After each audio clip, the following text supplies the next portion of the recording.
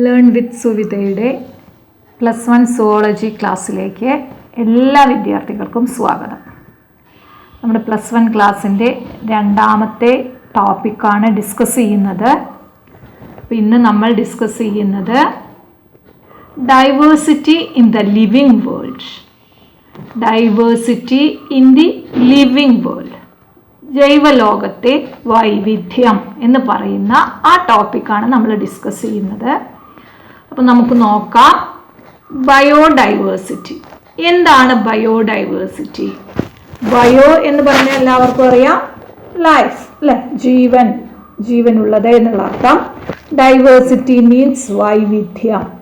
അപ്പോൾ ജൈവലോകത്തെ വൈവിധ്യമാണ് ബയോഡൈവേഴ്സിറ്റി കൊണ്ട് ഉദ്ദേശിക്കുന്നത്. അപ്പോൾ എന്താണ് നോക്കാം. The different kinds of plants, animals and other organisms represent the species. Species എന്ന് പറഞ്ഞാൽ എന്താ? നമ്മുടെ ചുറ്റുപാടും കാണുന്ന പ്ലാന്റ്സും അനിമൽസും മറ്റ് ജീവജാലങ്ങളും എല്ലാം സ്പീഷീസ് എന്നതാണ് റെപ്രസെന്റ് ചെയ്യുന്നത്. അതെല്ലാം സ്പീഷീസുകളാണ്. Then the number of species that are known and described ranged between 1.7 to 1.8 million. ഇതുവരെ കണ്ടെത്തിയതും അതിനെക്കുറിച്ച് ഡിസ്ക്രിപ്ഷൻ അല്ലെങ്കിൽ അതിനെക്കുറിച്ച് കൂടുതൽ ഡീറ്റെയിൽ ആയിട്ട് അറിയാവുന്നതും ഏകദേശം 1.7 മില്യൺ മുതൽ 1.8 മില്യൺ വരെ ജീവജാലങ്ങളെ, സ്പീഷീസുകളെ മാത്രമേ ഇതുവരെ ഡിസ്ക്രൈബ് ചെയ്തിട്ടുള്ളൂ. Then the number and type of organisms present on earth represent biodiversity. Biodiversity എന്ന് പറഞ്ഞാൽ എന്താ? The number and different type of organisms present on earth. ഈ ഭൂമുഖത്ത് കാണുന്ന ജീവജാലങ്ങളുടെ വൈവിധ്യം, ടൈപ്പും അതിൻ്റെ എണ്ണവും കൂടെ റെപ്രസെന്റ് ചെയ്യുന്നതാണ് ബയോഡൈവേഴ്സിറ്റി. അതായത് സം ടോട്ടൽ ഓഫ് ഡൈവേഴ്സിറ്റി, വ്യത്യസ്ത തരത്തിലുള്ള ഡൈവേഴ്സിറ്റികൾ. Number and type of organisms present on earth represent biodiversity. അപ്പോൾ ഒന്നുകൂടെ പറയാം, ഈ ഭൂമുഖത്തുള്ള ഡിഫറെൻറ്റ് പ്ലാന്റ്സും അനിമൽസും മറ്റു ജീവജാലങ്ങളും എല്ലാം സ്പീഷീസുകളാണ്. ദെൻ ഇതുവരെ ഡിസ്ക്രൈബ് ചെയ്ത സ്പീഷീസുകൾ ഏകദേശം 1.7 മുതൽ 1.8 മില്യൺ വരെയാണ്. അപ്പോൾ ഇനിയും ഒരുപാട് സ്പീഷീസുകളെ ഇതുവരെ കണ്ടെത്തിയിട്ടില്ല. അതോടൊപ്പം തന്നെ ഒരുപാട് സ്പീഷീസുകൾ extinct, നാമാവശേഷമായിക്കൊണ്ടിരിക്കുന്നുണ്ട്. Then the number and type of organisms present on earth represent biodiversity. ഈ ഭൂമുഖത്ത് കാണുന്ന ജീവജാലങ്ങളുടെ ആകെ ടൈപ്പും ഡിഫറെൻറ്റ് ടൈപ്പിനെ, നമ്പറിനെ എല്ലാം കൂടെ പറയുന്നതാണ് ബയോഡൈവേഴ്സിറ്റി എന്നത്. ഓക്കെ, അപ്പോൾ ഇത്രയും ഭാഗം ക്ലിയർ ആയി എന്ന് വിചാരിക്കുന്നു. ദെൻ അപ്പോൾ എല്ലാ ജീവികൾക്കും എന്തുണ്ട്? ഈ ഭൂമുഖത്ത് കാണുന്ന എല്ലാ ജീവികൾക്കും പേരുകളുണ്ട്. നമ്മൾ ഡിസ്ക്രൈബ് ചെയ്ത ജീവികൾക്ക് എല്ലാം പേരുണ്ട്. അപ്പോൾ ആ പേരിനെ കുറിച്ച് നമ്മൾ പറയാൻ പോവുകയാണ്. എന്താണ്, എങ്ങനെയാണ് ഈ പേര് കിട്ടിയത്, അല്ലെങ്കിൽ എങ്ങനെയാണ് ആ പേര് കൊടുക്കുന്നത്? അപ്പോൾ നോക്കൂ, നോമൻക്ലേച്ചർ എന്ന് പറയുന്ന heading. Naming of organisms such that a particular organism known by the same name all over the world. This process is called nomenclature. അപ്പോൾ നോമൻക്ലേച്ചർ എന്ന് പറഞ്ഞാൽ എന്താ? സിമ്പിൾ ആയിട്ട് പറഞ്ഞാൽ it is the naming of organisms. ജീവജാലങ്ങൾക്ക് പേര് കൊടുക്കുന്ന പ്രക്രിയയെ പറയുന്ന പേരാണ് nomenclature. Nomenclature is the naming of organism. നോക്കൂ, നെയിമിംഗ് ഓഫ് ഓർഗാനിസംസ് എന്തിനു വേണ്ടിയിട്ടാണ് അങ്ങനത്തെ പേര് കൊടുക്കുന്നത്? Such that particular organism known by the same name all over the world. അപ്പോൾ നമ്മളൊരു പേര് കൊടുത്താൽ ആ ഓർഗാനിസം ഈ ലോകം മുഴുവൻ അതേ പേരിലാണ് അറിയപ്പെടുക. അങ്ങനെ നെയിം കൊടുക്കുന്ന പ്രോസസ്സിനെ പറയുന്ന പേരാണ് നോമൻക്ലേച്ചർ. അപ്പോൾ nomenclature is the naming of organisms. Okay, ജീവജാലങ്ങൾക്ക് പേര് കൊടുക്കുന്ന പ്രക്രിയയാണ് nomenclature. Then Naming is possible only when the organism is described correctly and should know to what organism this name is attached to.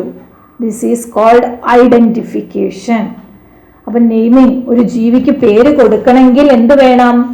when the organism is described correctly, അതായത് ഒരു ജീവിയെ കുറിച്ച് അതിൻ്റെ detail ആയിട്ടുള്ള എല്ലാ കാര്യങ്ങളും പറയണം. and should know to what organism this name is attached to. അപ്പോൾ അങ്ങനെ ഡീറ്റെയിൽ ആയിട്ട് ഡിസ്ക്രൈബ് ചെയ്ത് കഴിഞ്ഞാൽ എന്ത് അറിയണം? ആ പെർട്ടിക്കുലർ ഓർഗാനിസത്തിന് ഇന്ന പേരാണ് കൊടുക്കുന്നത്. ആ പ്രോസസ്സാണ് ഐഡന്റിഫിക്കേഷൻ. അപ്പോൾ ഐഡന്റിഫിക്കേഷൻ എന്ന് പറയുന്നത് ഒരു ഓർഗാനിസത്തിനെ കംപ്ലീറ്റ് ആയി ഡിസ്ക്രൈബ് ചെയ്ത് ആ ഓർഗാനിസത്തിന് ഏത് പേരാണ് സ്യൂട്ടബിൾ അല്ലെങ്കിൽ ഏത് പേരാണ് അതിന് ആപ്റ്റ് ആയിട്ടുള്ളത് അത് തീരുമാനിക്കുന്നത് ആ പ്രോസസ്സാണ് ഐഡന്റിഫിക്കേഷൻ. അല്ലെങ്കിൽ അത് കഴിഞ്ഞാലാണ് ആ ജീവിയെ ഐഡന്റിഫിക്കേഷൻ പൂർത്തിയാക്കി എന്ന് പറയും. അതെ, നമുക്ക് ആർക്കൊക്കെ പേര് കൊടുക്കാം അല്ലെങ്കിൽ ആരൊക്കെയാണ് എന്തിന്റെ ബേസ് ചെയ്തിട്ടാണ് ഈ നെയിമിംഗ് നടത്തുന്നത്? Naming of plants is based on agreed principles and criteria provided by ICBN. പ്ലാന്റ്സിന്റെ നെയിമിംഗ് നടത്തുന്നത് ആരാണ്? International code of botanical nomenclature എന്ന് പറയുന്ന ഒരു സംഘടനയും ആനിമൽസിന്റെ നെയിമിംഗ് നടത്തുന്നത് ICZNന്റെ അഗ്രീഡ് പ്രിൻസിപ്പിൾസിനെയും ക്രൈറ്റീരിയയും ബേസ് ചെയ്തിട്ടാണ്. അപ്പോൾ എക്സ്പാൻഡ് ICBN, എക്സ്പാൻഡ് ICZN എന്നുള്ള ക്വസ്റ്റ്യൻ പ്രതീക്ഷിക്കാം. International code of botanical nomenclature ആണ് ICBN, international code of zoological nomenclature ആണ് ICZN. ഓക്കെ, ഈ രണ്ട് യൂണിയന്റെ ബേസ് അഗ്രീഡ് പ്രിൻസിപ്പിൾസും ക്രൈറ്റീരിയയും ബേസ് ചെയ്തിട്ടാണ് ഓർഗാനിസത്തിന് പേര് കൊടുക്കുന്നത്. അപ്പോൾ നമ്മൾ പഠിച്ചത് നോമൻക്ലേച്ചർ എന്താണ്, ഐഡന്റിഫിക്കേഷൻ എന്ന് പറയുന്നത് എന്താണ്, ആരാണ് ജീവജാലങ്ങൾക്ക് എന്തിൻ്റെ പ്രിൻസിപ്പിൾസിനെയും ക്രൈറ്റീരിയയും ബേസ് ചെയ്തിട്ടാണ് ഓർഗാനിസത്തിന് നെയിമിംഗ് നൽകുന്നത്. ഇത്രയും കാര്യങ്ങളാണ് നമ്മൾ പഠിച്ചത്. ഇനി അടുത്തത് നോക്കൂ. Scientific names ensure each organism has only one name. ഈ നോമൻക്ലേച്ചർ ഇങ്ങനെ ഒരു സയന്റിഫിക് നെയിം കൊടുക്കേണ്ടതിൻ്റെ ആവശ്യകത എന്ത്? അപ്പോൾ ജീവജാലങ്ങൾക്ക് രണ്ട് പേരുകളുണ്ട്, ലോക്കൽ നെയിമും സയന്റിഫിക് നെയിമും. ലോക്കൽ നെയിം എന്ന് പറഞ്ഞാൽ ഓരോ ജീവിയും അതാത് പ്രദേശങ്ങളിൽ അറിയപ്പെടുന്ന പേരാണ് ലോക്കൽ നെയിം. എന്നാൽ ഓൾ ഓവർ ദ വേൾഡ് ഒരു ജീവി അറിയപ്പെടുന്നത് അതിൻ്റെ സയന്റിഫിക് നെയിം വെച്ചിട്ടാണ്. അപ്പോൾ ഈ ലോക്കൽ നെയിം മാത്രം മതിയോ? എന്തുകൊണ്ടൊരു സയന്റിഫിക് നെയിം എന്തുകൊണ്ടാണ് ആവശ്യം? അതിൻ്റെ ഇമ്പോർട്ടൻസ് ആണ് നമ്മൾ പറയുന്നത്. ലോക്കൽ നെയിം ആണെങ്കിൽ വ്യത്യസ്ത സ്ഥലങ്ങളിൽ ഒരു ജീവി വ്യത്യസ്ത പേരുകളിൽ അറിയപ്പെടും. അപ്പോൾ അതൊരുപാട് കൺഫ്യൂഷൻസ് ഉണ്ടാക്കും. ഒരു സ്റ്റഡി നടത്തുന്ന സമയത്ത് ഒരു സ്ഥലത്തിൽ പപ്പായ എന്ന് പറഞ്ഞാൽ അത് വേറെ സ്ഥലത്താവുമ്പോൾ ഓമക്കായ എന്നായി മാറും, അല്ലെങ്കിൽ കറമൂസ എന്നായി മാറും, അല്ലെങ്കിൽ കപ്ലങ്ങ എന്നായി മാറും. അപ്പോൾ ആ ഒരു പപ്പായ തന്നെ വ്യത്യസ്ത പേരുകളിൽ വ്യത്യസ്ത സ്ഥലങ്ങളിൽ അറിയപ്പെടുന്നു. അപ്പോൾ അതൊരു സയന്റിഫിക് സ്റ്റഡി നടത്തുന്ന സമയത്ത് കൺഫ്യൂഷൻ ഉണ്ടാക്കുന്നു.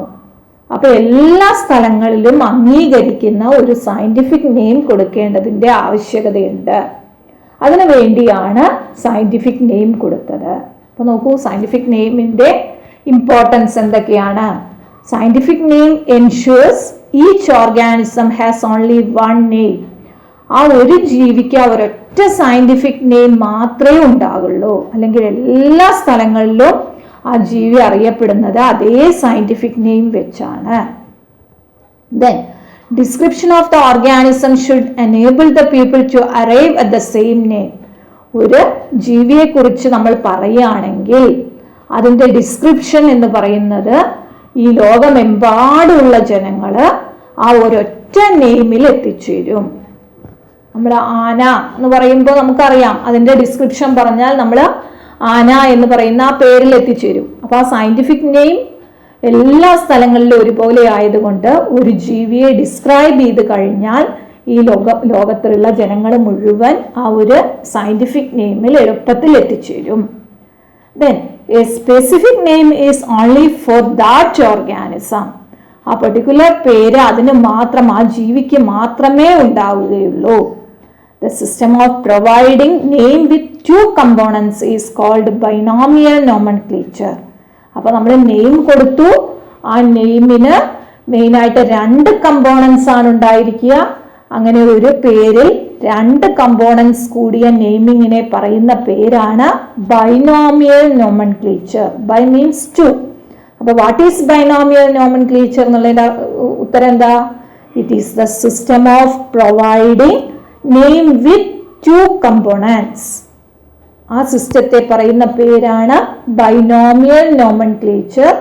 It is introduced by Carl Linnaeus. ആ സിസ്റ്റം, ഒരു ജീവിക്ക് 2 കമ്പോണന്റ് അടങ്ങിയ പേര് കൊടുക്കുന്ന സിസ്റ്റം ഇൻട്രൊഡ്യൂസ് ചെയ്ത സയന്റിസ്റ്റ് ആണ് ലിനയസ്, കാൾ ലിനയസ്. ഓക്കെ, അതൊരു ക്വസ്റ്റ്യൻ ആണ്. What is binomial nomenclature? Who introduced binomial nomenclature? Binomial nomenclature എന്താണ്? ക്ലിയർ ആണ്? നോമൻക്ലേച്ചർ എന്താണ്? ആരാണ് ബൈനോമിയൽ നോമൻക്ലേച്ചർ ഇൻട്രൊഡ്യൂസ് ചെയ്തത്? ദെൻ അപ്പോൾ 2 കമ്പോണൻസ് ഉണ്ട് എന്ന് പറഞ്ഞു. ഏതൊക്കെയാണ് component? Each name has 2 components, generic name and specific epithet. ആ 2 കമ്പോണൻസ് ഏതൊക്കെയാണ്? ജനറിക് നെയിമും സ്പെസിഫിക് എപ്പിത്തറ്റുമാണ് 2 components. Genus or generic name and species name or specific epithet. ഓർത്തു വയ്ക്കുക, 2 കമ്പോണൻസിൽ ജനറിക് നെയിമും സ്പെസിഫിക് നെയിമും കൂടെ കൂടിയതാണ് ഒരു സയന്റിഫിക് നെയിം. അപ്പൊ അതിന്റെ എക്സാമ്പിൾ നോക്കൂ. മാഞ്ചിഫെറ ഇൻഡിക്ക, അതിൽ ജനറിക് നെയിം എന്ന് പറയുന്നത് മാഞ്ചിഫെറയും ഇൻഡിക്ക എന്ന് പറയുന്നതാണ് species name. Okay, specific epithet എന്ന് പറയുന്നത് ഇൻഡിക്കയും മാഞ്ചിഫെറ എന്ന് പറയുന്നത് ജീനസ് നെയിം അല്ലെങ്കിൽ ജനറിക് നെയിമും. ഓക്കെ, ഇങ്ങനെ 2 കമ്പോണൻസ് അടങ്ങിയ പേര്, ആ സിസ്റ്റം ഓഫ് നെയിമിങ്ങിനെ പറയുന്ന പേര് binomial nomenclature. Then universal rules. അപ്പോൾ ഒരു നെയിം കൊടുക്കുമ്പോൾ ചില റൂൾസ് ഉണ്ട്. ആ റൂൾസിനെ അടിസ്ഥാനമാക്കി മാത്രമേ നെയിം കൊടുക്കാൻ പാടുള്ളൂ. അപ്പം എന്തെല്ലാമാണ് rules? Names are in Latin or derived from Latin and written in italics. Names എന്തായിരിക്കണം? ഒരു ലാറ്റിൻ പദമായിരിക്കണം, അല്ലെങ്കിൽ അത് ലാറ്റിനിൽ നിന്ന് ഡിറൈവ് ചെയ്തൊരു വേർഡ് ആയിരിക്കണം. And it should written in italics. അത് ഇറ്റാലിക്സിലാണ് പേര്, സയന്റിഫിക് നെയിം എഴുതേണ്ടത്. The first word represents genus name and second component denotes specific epithet. ആ 2 കമ്പോണൻസിലെ ഫസ്റ്റ് കമ്പോണന്റ് എപ്പോഴും ജനറിക് നെയിമും രണ്ടാമത്തെ കമ്പോണന്റ് സ്പെസിഫിക് നെയിമും സ്പീഷീസ് നെയിമും ആയിരിക്കും. ദെൻ മൂന്നാമത്തത് എന്താ?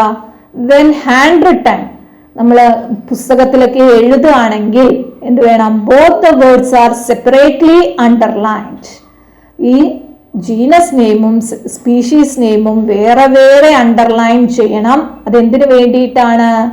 In order to specify it is a Latin word, അതൊരു ലാറ്റിൻ പദമാണ് എന്ന് കാണിക്കാൻ വേണ്ടിയിട്ടാണ് നമ്മൾ അതിനെ അണ്ടർലൈൻ ചെയ്ത് കാണിക്കുന്നത്. And when typed it should be in italics. നമ്മൾ ടൈപ്പ് ചെയ്യുകയാണെങ്കിൽ അത് ഇറ്റാലിക്സിൽ വേണം ടൈപ്പ് ചെയ്യാൻ. പ്രിന്റഡ് ഫോംസിൽ ഇറ്റാലിക്സിൽ വേണം എഴുതാൻ. ഹാൻഡ് റിട്ടൺ ആണെങ്കിൽ അതിനെ ഇറ്റാലിക്സ് ആണ് അല്ലെങ്കിൽ ലാറ്റിൻ പദമാണ് എന്ന് കാണിക്കാൻ വേണ്ടി സെപ്പറേറ്റ് അണ്ടർലൈനിങ്, ജീനസിന്റെ അടിയിൽ ഒരു വര, സ്പീഷീസിന്റെ അടിയിൽ ഒരു വര, അങ്ങനെ സെപ്പറേറ്റ് അണ്ടർലൈനിങ് നൽകണം. The first word denoting genus name should start with capital letter while specific epithets start with small letter. Genus name ആണ് ആദ്യത്തെ കമ്പോണന്റ് എന്ന് പറഞ്ഞു. ആ ജീനസ് നെയിം എപ്പോഴും ക്യാപിറ്റൽ ലെറ്ററിലാണ് ആരംഭിക്കേണ്ടത്. സ്പീഷീസ് നെയിം എപ്പോഴും സ്മോൾ ലെറ്ററിലാണ് ആരംഭിക്കേണ്ടത്. ഓക്കെ, നോക്കൂ. മാഞ്ചിഫെറ ഇൻഡിക്ക ലാറ്റിൻ ആണ് എന്ന് കാണിക്കാൻ ഇറ്റാലിക്സിൽ എഴുതിയിരിക്കുന്നു. ടൈപ്പ് ചെയ്തത് കൊണ്ടാണ് ഇറ്റാലിക്സിൽ. അത് നമ്മൾ എഴുതുകയാണെങ്കിൽ മാഞ്ചിഫെറയുടെ അടിയിൽ ഒരു അണ്ടർലൈൻ ചെയ്യണം, ഇൻഡിക്കയുടെ അടിയിൽ അണ്ടർലൈൻ ചെയ്യണം. നോക്കൂ, genus name capital letter Mangifera എന്ന് പറയുന്നതാണ് ജീനസ് നെയിം, ക്യാപിറ്റൽ ലെറ്ററിൽ ആരംഭിച്ചു. സ്പീഷീസ് നെയിം ഇൻഡിക്കയാണ്, അത് സ്മോൾ ലെറ്ററിൽ ആരംഭിച്ചു. ഓക്കെ, അപ്പോൾ ഇതൊരു ലാറ്റിൻ വേർഡാണ്. ആ ലാറ്റിൻ വേർഡ് ആയതുകൊണ്ട് തന്നെ ഇറ്റാലിക്സിലാണ് അത് എഴുതുന്നത്. Then name of the author appears after the specific epithet in an abbreviated form. ചില കേസിൽ ഈ പ്ലാന്റ് അല്ലെങ്കിൽ ഇതിനെ ആരാണോ ഡിസ്ക്രൈബ് ചെയ്തത്, ആ ഓർഗാനിസത്തിനെ ഡിസ്ക്രൈബ് ചെയ്തത് ആരാണ്, ആ ഓതറുടെ പേര് സ്പീഷീസ് നെയിമിന് ശേഷം എഴുതാറുണ്ട്. മുഴുവൻ പേര് എഴുതില്ല. The name of the author should written in abbreviated form. ഒരു ഷോർട്ട് ഫോമിൽ ഓതറിന്റെ പേര് സ്പീഷീസ് നെയിമിന് ശേഷം എഴുതാറുണ്ട്. നോക്കൂ, മാഞ്ചിഫെറ ഇൻഡിക്ക ലിൻ. ലിൻ എന്ന് പറയുന്നത് ലിനയസ് ആണ്. പൂർണ്ണമായിട്ടും നമ്മൾ എഴുതിയില്ല, അതിൻ്റെ ഷോർട്ട് ആക്കിയിട്ട് സ്പീഷീസ് നെയിമിന് ശേഷം എഴുതി. അപ്പം ഇത്രയാണ് യൂണിവേഴ്സൽ റൂൾസ്. ഓക്കെ, ദെൻ അടുത്ത നമ്മൾ ക്ലാസിഫിക്കേഷൻ എന്താണ് എന്ന് പറയുന്നു. ക്ലാസിഫിക്കേഷൻ എന്ന് പറഞ്ഞാൽ എന്താ? ഗ്രൂപ്പിംഗ്, വർഗീകരണം. The process by which anything is grouped into convenient categories based on some easily observable characters. നമുക്ക് എളുപ്പത്തിൽ നോക്കി മനസ്സിലാക്കാൻ പറ്റുന്ന ക്യാരക്ടേഴ്സിന്റെ ബേസിൽ ഓർഗാനിസത്തിനെ ഗ്രൂപ്പ് ചെയ്യുന്ന പ്രോസസ്സിനെ പറയുന്ന പേരാണ് ക്ലാസിഫിക്കേഷൻ. നമുക്കറിയാം, വർഗീകരിക്കുക. നമ്മൾ കുറേ വസ്തുക്കൾ തന്നാൽ നമുക്ക് അതിനെ വർഗീകരിക്കാൻ, ഗ്രൂപ്പാക്കി തിരിക്കാൻ അറിയാം അല്ലെ? നമ്മൾ എന്തെല്ലാമാണ് ക്യാരക്ടേഴ്സ് കാണുന്നത്, അതിനെ ബേസ് ചെയ്ത് വ്യത്യസ്ത ഗ്രൂപ്പുകളാക്കി തിരിക്കും. ആ ഗ്രൂപ്പിങ്ങിനെ പറയുന്ന പേരാണ് classification. The process by which anything is grouped into convenient categories. അതെന്തിനെ ബേസ് ചെയ്താ? Based on observable characters. നമുക്ക് കാണാൻ കഴിയുന്ന ക്യാരക്ടേഴ്സിനെ ബേസ് ചെയ്ത് ജീവികളെ തരംതിരിക്കുന്ന പ്രോസസ്സാണ് classification. The scientific term for categories is taxa. അങ്ങനെ ഗ്രൂപ്പാക്കി തിരിക്കുമ്പോൾ, ഓരോ കാറ്റഗറി ആക്കി തിരിക്കുമ്പോൾ ആ ഓരോ കാറ്റഗറിക്കും നമ്മൾ ഉപയോഗിക്കുന്ന സയന്റിഫിക് ടേം ആണ് ടാക്സ. നമ്മൾ ഗ്രൂപ്പുകളായി തരംതിരിക്കുന്നു, ആ ഗ്രൂപ്പുകൾക്ക് കാറ്റഗറിക്ക് പറയുന്ന പേരാണ് ടാക്സ. നോക്കൂ, കൺവീനിയൻറ്റ് കാറ്റഗറീനെ നമ്മൾ സയന്റിഫിക് ആയിട്ട് അറിയപ്പെടുന്ന പേരാണ് taxa. Animals, mammals, dogs are all taxa at different levels. അല്ലെ, നമുക്ക് ആനിമൽസ് എന്ന് പറയുമ്പോൾ ഒരു ടാക്സയാണ്, ഒരു കാറ്റഗറിയാണ്. ആ ആനിമൽസിൽ എന്ത് ഉൾപ്പെടും? എല്ലാ മൃഗങ്ങളും വരും. മാമൽ എന്ന് പറയുമ്പോൾ വേറൊരു ടാക്സയാണ്. മാമൽസ് കുറച്ചുകൂടെ എന്തായി, ചുരുങ്ങി അല്ലെ? ആനിമൽസിന്റെ അത്ര വലിയ മൃഗങ്ങള്. മാമൽസിൽ എന്ത് മാത്രമേ വരുള്ളൂ? സസ്തനികൾ മാത്രമേ വരുള്ളൂ. കുഞ്ഞുങ്ങളെ പ്രസവിച്ച് മുലയൂട്ടി വളർത്തുന്ന ജീവികൾ മാത്രമായിട്ട് ചുരുങ്ങി. എന്നാൽ ഇനി ഡോഗ്സ് എന്ന് പറയുന്ന വേറൊരു കാറ്റഗറി, വേറൊരു ടാക്സ് എടുത്താലോ, ആ ഡോഗുകൾ മാത്രമേ അതിൽ വരുന്നുള്ളൂ അല്ലെ? വ്യത്യസ്ത ടൈപ്പ് ഓഫ് ഡോഗ്സ്. അപ്പൊ ഇതെല്ലാം എന്താണ്? ടാക്സകളാണ്. ആ ടാക്സ ഡിഫറെന്റ് ലെവൽസ് ആണ് അല്ലെ? എല്ലാം ഒരേ ലെവലിലല്ല. ആനിമൽസ് എന്ന് പറയുമ്പോൾ ഒരുപാട് ജീവജാലങ്ങൾ അടങ്ങിയ ഒരു ടാക്സയാണ്. മാമൽസ് കുറച്ചുകൂടെ എണ്ണം കുറഞ്ഞൊരു ടാക്സയാണ്. ഡോഗ്സ് എന്ന് പറയുമ്പോൾ കുറച്ചുകൂടെ സിമിലാരിറ്റി കാണിക്കുന്ന ഡോഗുകളുടെ മാത്രം ഒരു ടാക്സയാണ്. അപ്പൊ ഡിഫറെന്റ് ലെവൽസിലുള്ള ടാക്സയാണ് ഇതെല്ലാം റെപ്രസെന്റ് ചെയ്യുന്നത്. Then the process of classification of organisms based on characters into different categories known as taxonomy.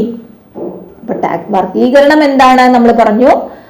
അങ്ങനെ ദ പ്രോസസ് ഓഫ് ക്ലാസിഫിക്കേഷൻ, അങ്ങനെ വർഗീകരിക്കുകയാണ് ഓർഗാനിസത്തിനെ. എന്ത് ബേസ് ചെയ്ത്? Based on characters. ക്യാരക്ടേഴ്സിനെ ബേസ് ചെയ്ത് ഡിഫറെന്റ് ടാക്സുകളിലായിട്ട് ഓർഗാനിസത്തിനെ വർഗീകരിക്കുന്ന പ്രോസസ്സിനെ പറയുന്ന പേരാണ് ടാക്സോണമി. അപ്പോൾ വാട്ട് ഈസ് ടാക്സോണമി എന്നുള്ളൊരു ചോദ്യമുണ്ട്. The process of classification of organism based on characters into different taxa അല്ലെങ്കിൽ different category known as taxonomy. ടാക്സോ നോക്കൂ, ടാക്സ പേരിൽ തന്നെ ഉണ്ട്. ക്ലാസിഫിക്കേഷൻ ആണ് എന്തിനേക്ക്?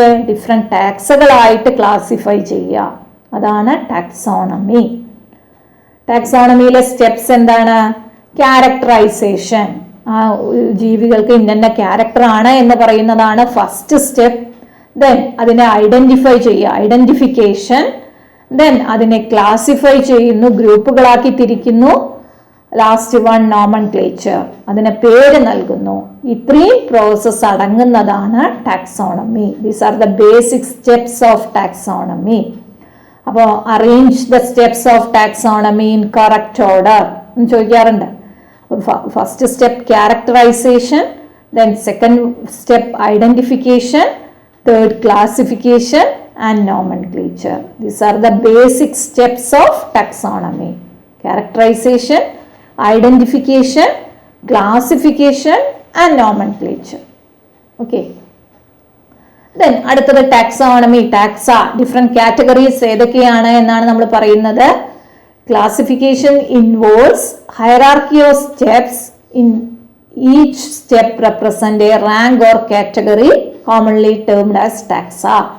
ക്ലാസിഫിക്കേഷൻ നമ്മൾ പറഞ്ഞു, വർഗീകരണം. ആ വർഗീകരണത്തിൽ ഹയറാർക്കി ഓഫ് സ്റ്റെപ്സ് ഉണ്ട്. അതിൽ ഓരോ സ്റ്റെപ്പും ഒരു കാറ്റഗറിയെയാണ് അല്ലെങ്കിൽ ഒരു ടാക്സയെയാണ് റെപ്രസെന്റ് ചെയ്യുന്നത്, അല്ലെ? നമ്മൾ ഡിഫറെന്റ് ഓർഗാനിസത്തിനെ ഗ്രൂപ്പുകളായി തിരിച്ചു. ആ ഓരോ ഗ്രൂപ്പും ഒരു ടാക്സയാണ്, ഒരു കാറ്റഗറിയാണ്. Then all categories together constitute taxonomic hierarchy. അപ്പൊ നമ്മൾ നേരത്തെ പറഞ്ഞ ഡോഗ് എന്ന് പറയുന്ന ഒരു ടാക്സയാണ്. ആ ഡോഗ് എന്തിൽ വരും? മാമലിൽ വരും. ആ ഡോഗ് എന്തിൽ വരും? ആനിമലിൽ വരും. അപ്പോൾ ഡിഫറെന്റ് ലെവലിൽ ഉള്ള ഒരു അറേഞ്ച്മെന്റ് ആണത്. അങ്ങനെ ഡിഫറെന്റ് ലെവൽസ് ആയിട്ട് അറേഞ്ച് ചെയ്യുന്ന ആ സ്റ്റെപ്പുകളാണ് ടാക്സോണമിക് ഹയറാർക്കി എന്നറിയപ്പെടുന്നത്.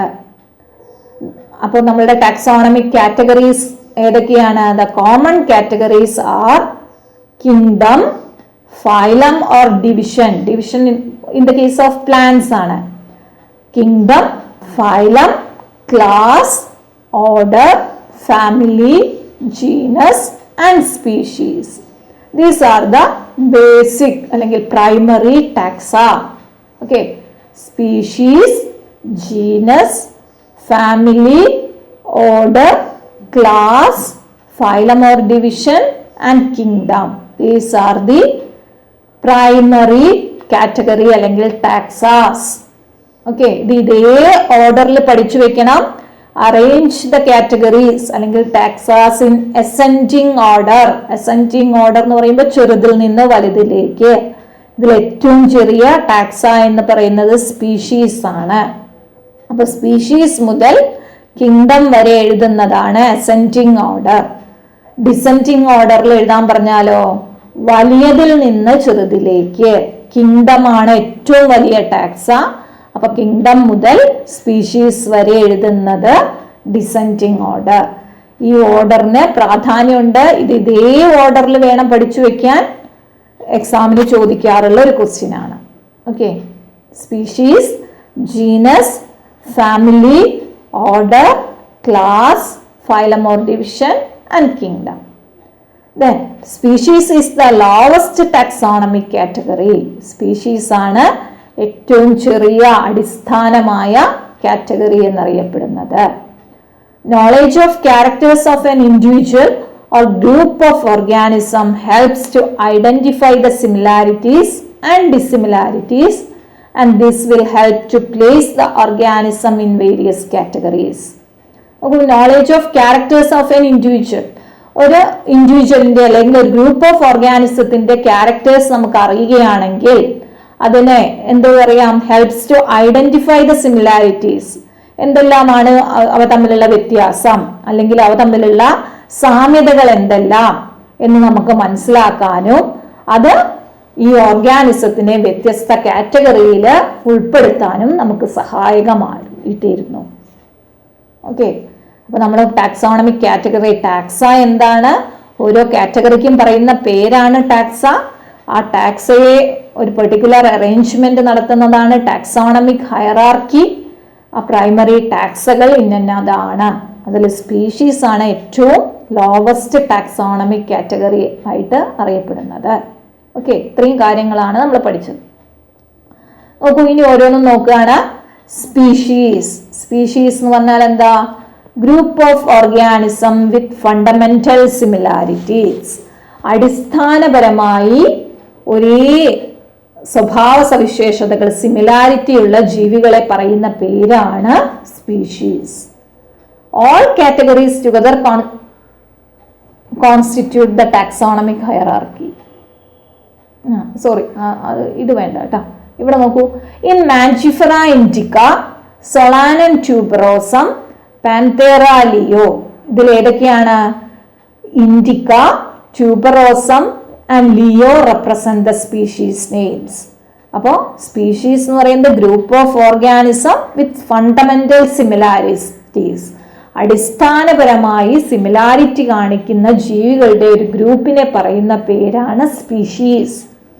ഇൻഡിക്കയും ട്യൂബറോസം ആൻഡ് പാന്തേറ ലിയോയിലെ ലിയോ, ഇതെല്ലാമാണ് സ്പീഷീസ്. ഓക്കെ. അപ്പോൾ നോക്കൂ, സ്പീഷീസ് എന്ന് പറയുമ്പോൾ അത്രയും ഫണ്ടമെന്റൽ സിമിലാരിറ്റി കാണിക്കണം. നമ്മളൊരു ക്യാറ്റിനെ എടുക്കുക. ക്യാറ്റിൽ തന്നെ വ്യത്യസ്ത ക്യാറ്റുകളുണ്ട്. Jungle cat, house cat, mountain cat എന്നൊക്കെ പറയുന്ന ഒരുപാട് ക്യാറ്റുകളുണ്ട്. അതെല്ലാം എന്താണ്?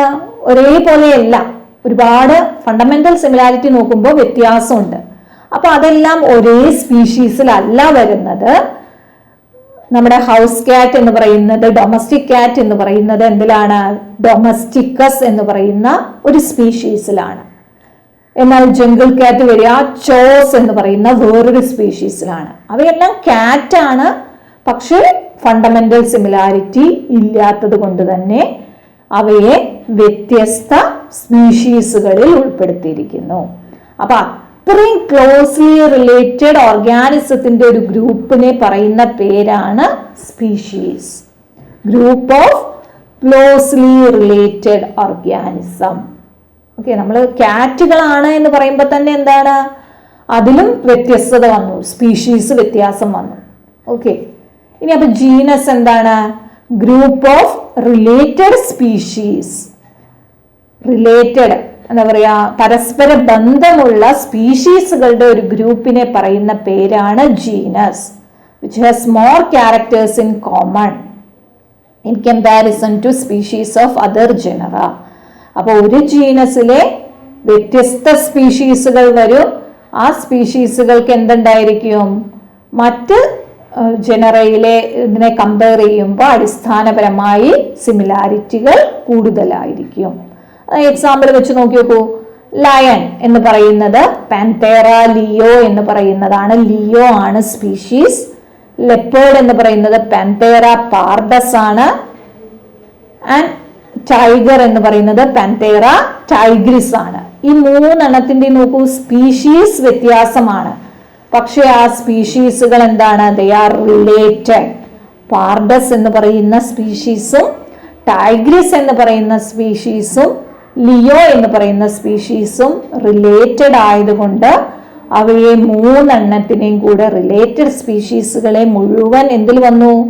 ഒരൊറ്റ ജീനസായ പാന്തേറയിൽ ഉൾപ്പെടുത്തി. നോക്കൂ, ടൈഗറിനെ ലയനെയും കൂടെ പാന്തേറ എന്ന് പറയുന്ന ഒരു ജീനസിൽ ഉൾപ്പെടുത്തി.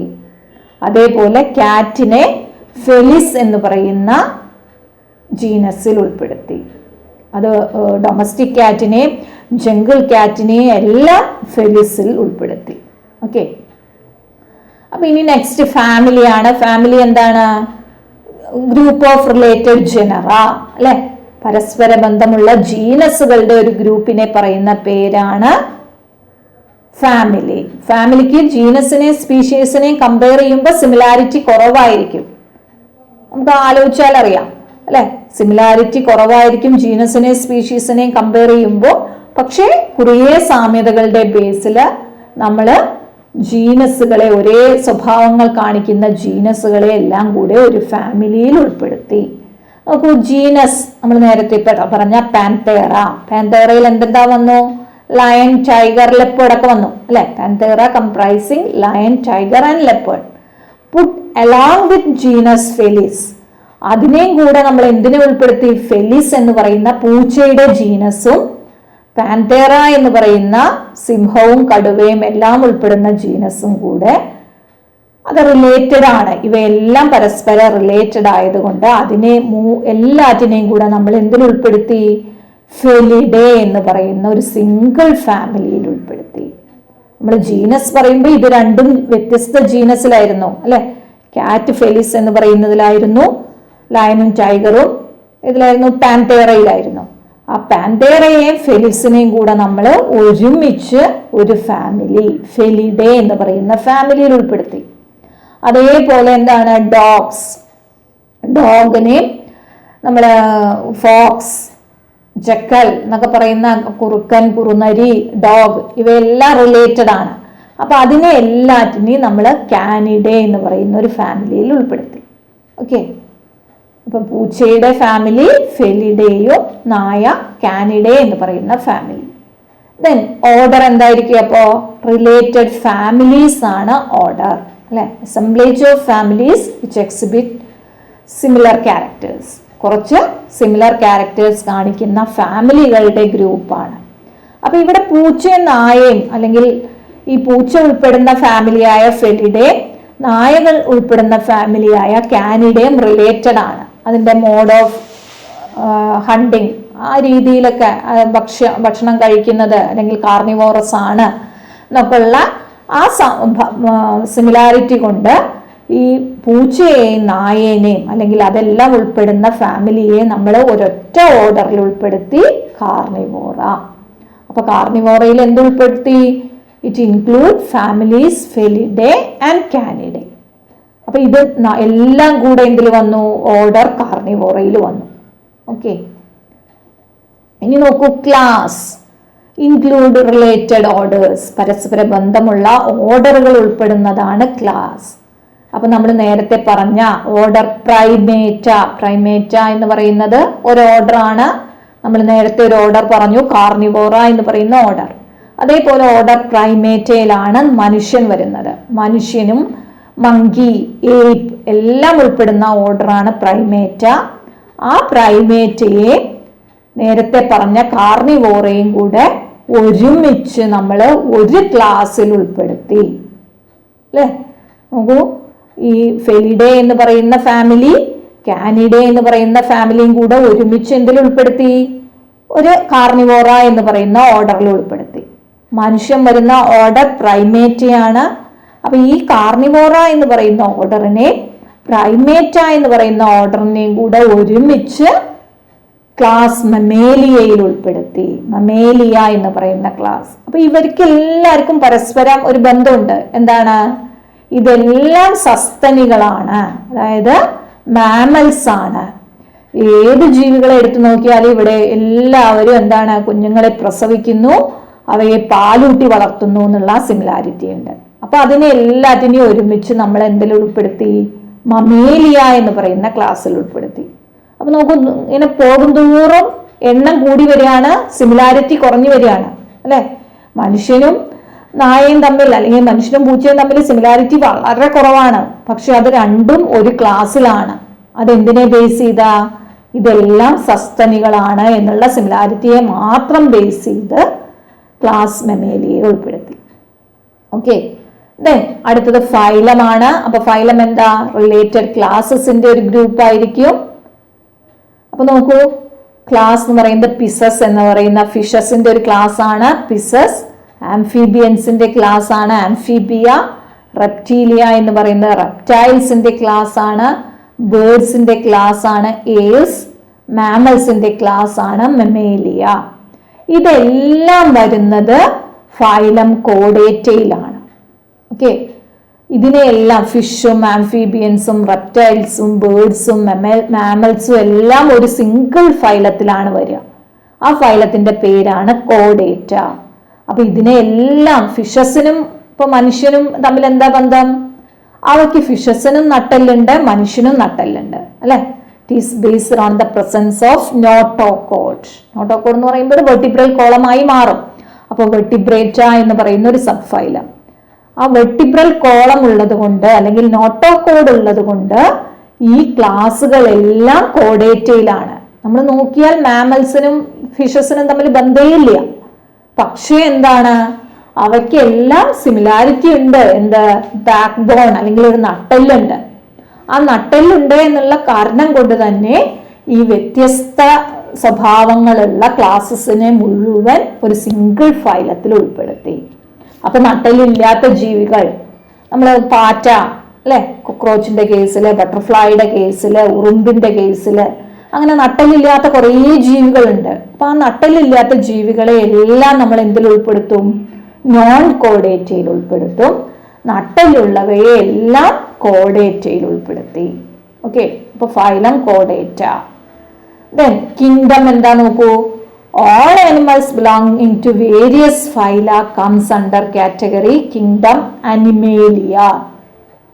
എല്ലാ മൃഗങ്ങളും കൂടെ ഒരുമിച്ച് വരുന്ന കിങ്ഡമാണ് Animalia, animal kingdom. Okay, kingdom Animalia. Animals, എല്ലാ ജീവികളും, അതായത് കോഡേറ്റയിൽ ഉൾപ്പെടുന്ന നട്ടെല്ലുള്ള ജീവികളും നോൺ കോഡേ, താഴെ നോക്കിയാൽ അറിയാം, നോൺ കോഡേറ്റയിൽ ഉൾപ്പെടുന്ന നട്ടെല്ലില്ലാത്ത ജീവികളും. നോക്കൂ, നക്ഷത്ര മത്സ്യമുണ്ട്, ഇവിടെ ഒച്ച്, കൊക്രോച്ച്, പവിഴപ്പുറ്റുകൾ, ബട്ടർഫ്ലൈ, ഇങ്ങനെ പറയുന്ന നീണ്ടു കിടക്കുന്ന ഒരുപാട് നട്ടെല്ലില്ലാത്ത ജീവികൾ. ഇതെല്ലാം വരുന്നത് നോൺ കോഡേറ്റ എന്ന് പറയുന്ന വിഭാഗത്തിലാണ്. ദെൻ ഇവിടെ നേരത്തെ നമ്മൾ പഠിച്ചു വന്ന പൂച്ച, നായ, മനുഷ്യൻ, ദെൻ ഫിഷസിൽ ഉൾപ്പെടുന്ന ജീവി, ആംഫീബിയയിൽ ഉൾപ്പെടുന്ന ഫ്രോഗ്, റെപ്റ്റൈലിൽ ഉൾപ്പെടുന്ന ഓന്ത്, ബേർഡ്സിൽ ഉൾപ്പെടുന്ന എയിൽസിൽ ഉൾപ്പെടുന്ന പീകോക്ക്, ദെൻ മാമലിൽ ഉൾപ്പെടുന്ന മനുഷ്യൻ. ഈ മനുഷ്യനും ബാക്കി ഈ ജീവികളും എല്ലാം എന്തിലാണ്? ഇതെല്ലാം നട്ടെല്ലുള്ളവയാണ്, കോഡേറ്റയാണ്. ഈ നട്ടെല്ലുള്ള ഫൈലം കോഡേറ്റയെ നട്ടെല്ലില്ലാത്ത ജീവികളുടെ ഫൈലമായ നോൺ കോഡേറ്റയും വരുന്നത് എന്തിലാണ്? ഇതെല്ലാം എന്താണ്? ജന്തുക്കളാണ്, അനിമൽസ് ആണ് അല്ലെ, പ്ലാന്റ്സ് അല്ല. അപ്പൊ അനിമൽസ് ആയതുകൊണ്ട് അതെല്ലാം അനിമേലിയ എന്ന് പറയുന്ന കിങ്ഡത്തിൽ ഉൾപ്പെടുത്തി. അപ്പൊ ഇനി പ്ലാന്റ്സിനെ നമുക്ക് എന്തിൽ ഉൾപ്പെടുത്താം? കിങ്ഡം പ്ലാന്റേ എന്ന് പറയുന്ന കിങ്ഡത്തില് എല്ലാ പ്ലാന്റ്സിനെയും കൂടെ ഉൾപ്പെടുത്തി. ഓക്കെ, വേരിയസ് ഡിവിഷൻസ്, പ്ലാന്റ്സിന്റെ വ്യത്യസ്ത ഡിവിഷൻസ് കൂടി പ്ലാന്റേ ആയി മാറി. അപ്പൊ നമ്മൾ നോക്കിയാൽ നമുക്കറിയാം, സ്പീഷീസിലാണ് എന്ത് അത്രയും റിലേഷൻ ഉള്ള ജീവികൾ കാണുള്ളൂ. മുകളിലേക്ക് പോകും തോറും സിമിലാരിറ്റി കുറഞ്ഞു വരും അല്ലെ. ഇപ്പൊ പൂച്ചയും ബട്ടർഫ്ലൈനെ എടുത്താൽ സിമിലാരിറ്റി എന്താണ്? അത് രണ്ടും ആനിമൽ ആണ് എന്നുള്ള സിമിലാരിറ്റി മാത്രമേ ഉള്ളൂ. അപ്പൊ കിങ്ഡം എത്തുമ്പോഴേക്കും ഓർഗാനിസംസിന്റെ എണ്ണം കൂടുകയും അല്ലെങ്കിൽ ടൈപ്പ് ഓഫ് ഓർഗാനിസംസ് കൂടുകയും സിമിലാരിറ്റി വളരെ കുറയുകയും ചെയ്യുന്നു. സ്പീഷീസ് ആവുമ്പോൾ ഓർഗാനിസംസിന്റെ സിമിലാരിറ്റി ക്ലോസ്ലി റിലേറ്റഡ് ആയിരിക്കും, അതിൽ ആ ഒരു ടൈപ്പ് മാത്രമേ ഉണ്ടാവുള്ളൂ. അപ്പൊ അതാണ് ഏറ്റവും സിമിലാരിറ്റി കാണിക്കുന്ന ടാക്സ് ഓഫ് സ്പീഷീസും വൈഡ്ലി സെപ്പറേറ്റഡ് അല്ലെങ്കിൽ ഡിസിമിലർ ആയിട്ടുള്ള ഓർഗാനിസത്തിന്റെ ഒരു ഗ്രൂപ്പ് കിങ്ഡവുമായിരിക്കും. അപ്പൊ നമ്മൾ ആ ടാക്സോണമിക് കാറ്റഗറീസിനെ അറേഞ്ച് ചെയ്ത് നോക്കൂ. Species, genus, family, order, class, phylum or division, kingdom. Okay, ഇത്രയാണ് നമ്മൾ കഴിഞ്ഞ ക്ലാസ്സിൽ വിക്ടേഴ്സ് ക്ലാസ്സിനെ ബേസ് ചെയ്ത് പഠിക്കുന്നത്. അപ്പോൾ എല്ലാവർക്കും മനസ്സിലായി എന്ന് വിചാരിക്കുന്നു. Okay, thank you.